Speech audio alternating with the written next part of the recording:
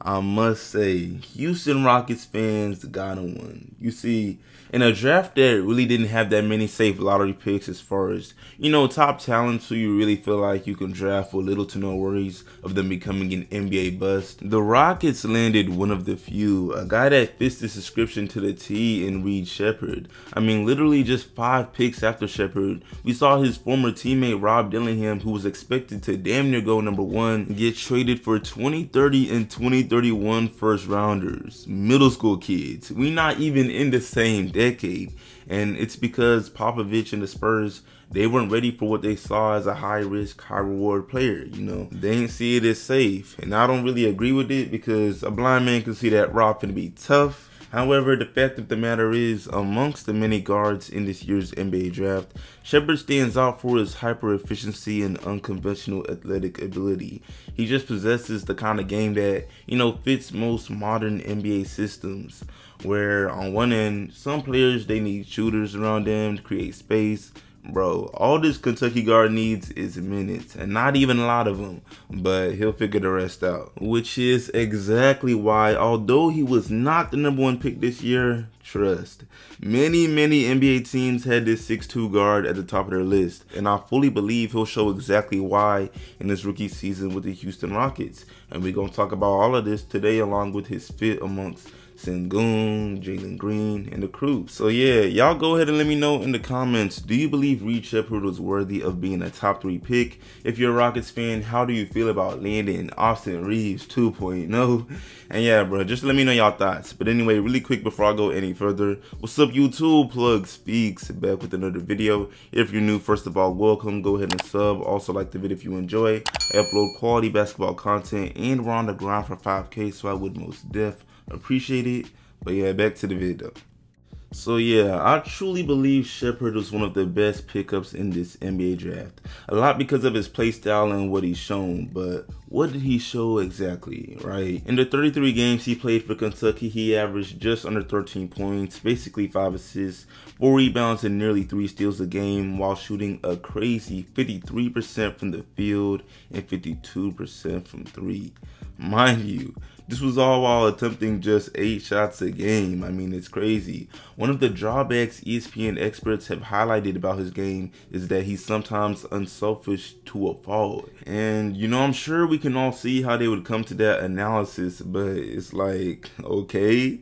I mean, having a drawback of being an unselfish player is one of those cons that's, it's barely a con for real. Like going into a job interview and they ask you to name one of your weaknesses, and then you just be like, man, I'm such a perfectionist to a fault. I just love getting my work done the best that I possibly can, and sometimes it's a detriment. Like, alright, bro, what do you even say to that? But yeah, getting back to Reed Sheppard, I won't spend too much more time on the numbers, but really quick, y'all, you have got to look at this screenshot. Like, bro was really a model of consistency. It's not often you see a 10-game stretch where a guy shoots 50% or better from the field in almost every game. And I understand some of these games he didn't get many shots up, but still, stuff like him shooting 9 for 14 from the field, hitting 7 threes, and dropping 27 points, it just goes to show he's liable to go dummy from time to time, and we cannot glance over that. But anyway, moving forward, let's talk about his play style, fit with the Houston Rockets, bro. Welcome to H-Town. I'm not even a Rockets fan, but H-Town, it got a little ring to it. I'm not gonna lie, it sounds cool. But yeah, realistically, right, I see him getting probably 20-ish minutes consistently as a part of the bench unit.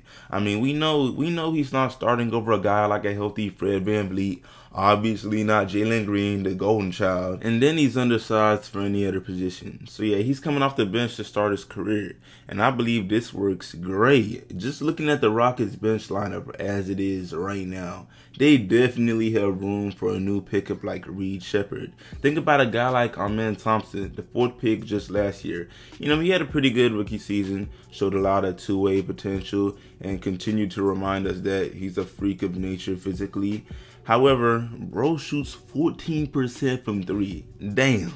Again, it is early in his career, and that will likely improve, but he cannot shoot the 3 ball for nothing at the moment. He needs a guy that can create spacing, someone with the abilities of a guy like Reed Sheppard who can create space for him and just offset the defense. And as we've pointed out, the majority of Sheppard's scoring comes from perimeter buckets, whether it be up off a pull-up or a spot-up three. I mean, he does drive in from time to time. He can get past the defense. He has a 40-inch vertical, by the way. I know that sounds completely random, but bro, it's true. It was verified at the NBA Combine. Bro has a 40-inch vertical, and that's definitely something he puts to use. He rises over the top of defenders, and he has his weight.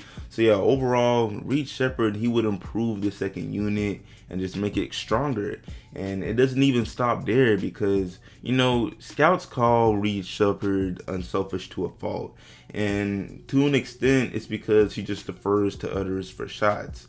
But it's not like he's unselfish in that he defers to others and does nothing else. Nah, he's an effective playmaker. When surrounded with talent at Kentucky, and you know how they are with bringing in these 5 stars, he put up nearly 5 assists a game and created opportunities for others.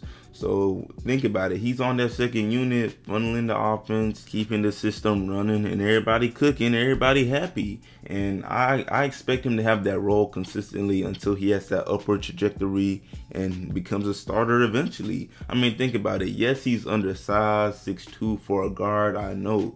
But, you know, you think Jalen Brunson, and you think about what he's been able to do throughout his career. Come on now. I see no reason why Sheppard couldn't have a similar story and coming off the bench and, you know, staying on that upward trajectory until he's a solid starter. And if him and Jalen Green ever do share the floor for a significant amount of time, trust, they will play well together, being that Sheppard already did well sharing the floor with Kentucky's Rob Dillingham, another microwave scorer type of player similar to Jalen Green in his offensive capabilities. You know, just thinking about things such as the fact that Reed Sheppard doesn't really need the ball all the time. He can pick and pop, he can relocate for threes. These are all things that Reed Sheppard would bring to the table, and Jalen Green would be the beneficiary of this.